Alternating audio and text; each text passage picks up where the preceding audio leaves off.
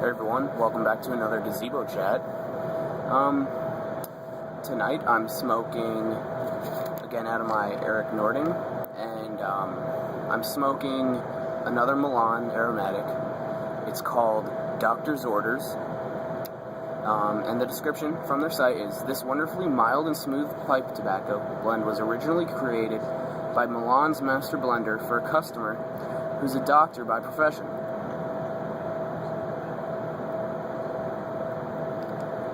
Doctor's Orders is a great all-day smoke comprised of Golden Virginias, Burleys, and toasted Cavendish, offering delicate subtleties of white chocolate and sweet cream, a mild to moderate sweetness on the finish, and a pleasant room note.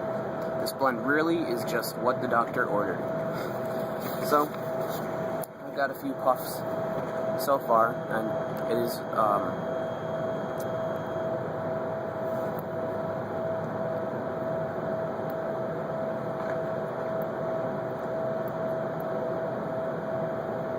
it's different than anything I've ever had. Like, the kind of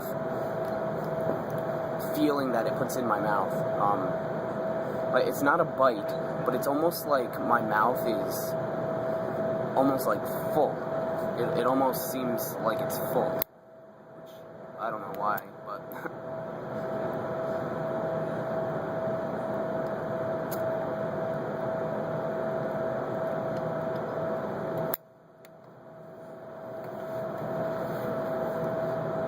As far as smell,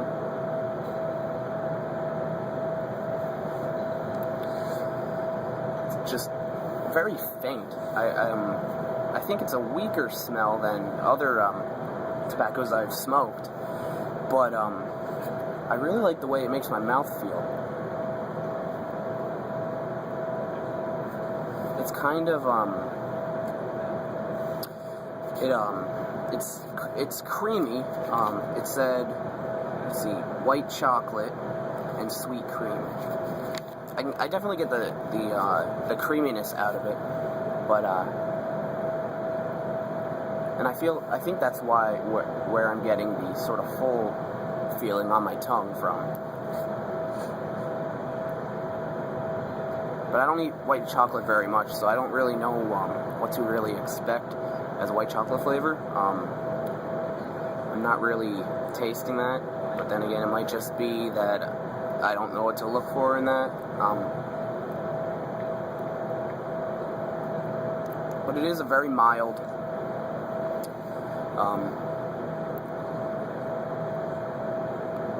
alternative to, any other kind of aromatic. I do have to say, though, its sweetness, I typically like the sweet flavor of aromatics, and I'm not really getting that out of this one as much as I have from other blends, so that might deter me from buying this particular blend. But if you're looking for a low bite, mild taste, mild smell, this is it, because I'm not getting any bite at all. And usually when I light the pipe up and I get a few big puffs in, I'll feel a little bit of burn on my tongue, but not like enough to ruin the smoke or anything, but it's just because it's bigger puffs than I would normally during the smoke, and I didn't even get that from this. And since I'm not really picking up a very distinct flavor, it might be good as, like, if there is a type of tobacco that you like smoking, but say it has too much bite, maybe this is a good base to mix with it. I've never mixed blends, I don't know exactly how it works, but it's definitely a good no-bite base.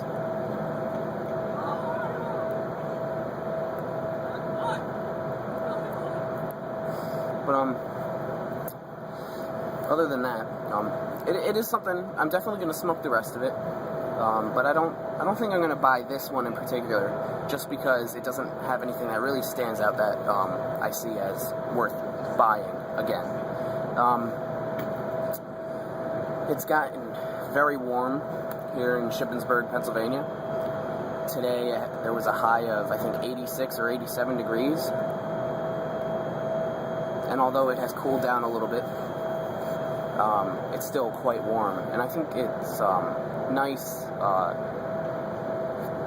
weather to enjoy a pipe, because heat typically brings out the smells more than cold would. Although I would prefer cooler temperatures. I would rather be cold and have to put on more layers than to be too hot and not be able to, wear something that I want to, or just be uncomfortable. I think a perfect temperature for me is probably around 60, maybe 65. It's a little cool, but not cold.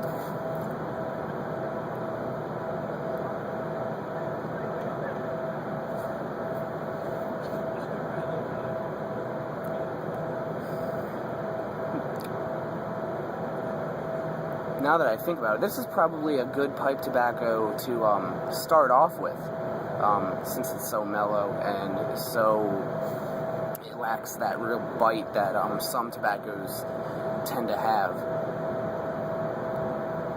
So Milan Tobacco, doctor's orders. If you're a new pipe smoker and trying to try new things, try that. Their tobacco is pretty cheap. Relatively speaking, based on the other prices that I've experienced. But, yeah, I'd say it's a good starting tobacco. And maybe, who knows, maybe you'll like it and just buy tons of it. I don't think it's going to be one that I would stick with after this ounce that I got. So.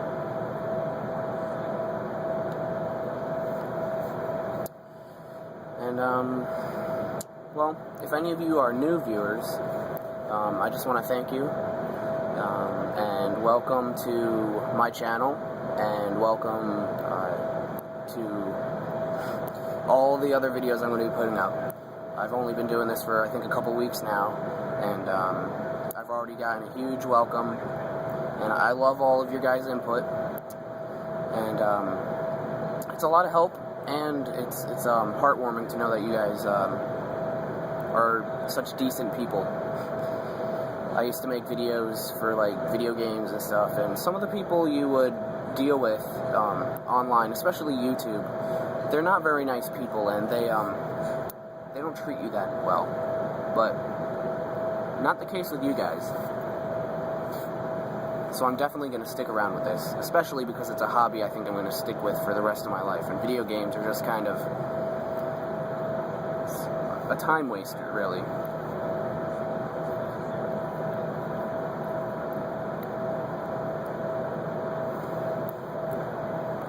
And I've been trying lately to smoke as much as I can out of these, and what I found to be a very good technique to get as much out of the tobacco bowl as possible is to tamp it very regularly. Well, not very regularly, but often enough to, if you lightly press, it'll push down the ashes and just basically compact the ashes until it's all in the bottom of the bowl and you just scoop it out. Or sometimes you don't even need to scoop it out. Sometimes you just have to turn your pipe upside down and it'll fall out. But when I first started, I would always have like a wet clump in the bottom, and I have heard that sometimes you should leave that wet clump there because it's higher in nicotine content and the tar and everything is in there. But I've noticed that if you smoke all the way through, in the last few minutes of your pipe, you might get a little bit of bite and a little bit of like burnt ash flavor, not the flavor of the tobacco. But once you get to that point, you can just stop. Otherwise, don't stop just because your pipe went out. Go until your ashes really get compacted down at the bottom like that. But before I make this video too long, I just want to thank you guys again for watching my videos, and to follow me on Twitter at Justin P. Banco, or You don't even have to follow me, just talk to me on Twitter. It's a fun way to get in touch with me between videos, and I'd much rather talk on there than through YouTube private messaging.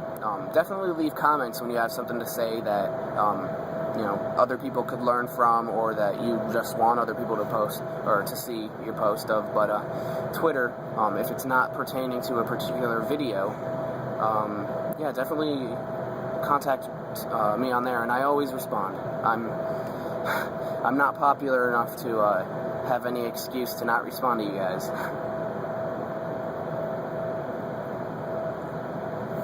But yeah, it looks like this video is going to be probably the longest one that I've put up so far. So if you stuck through this long, I really appreciate it.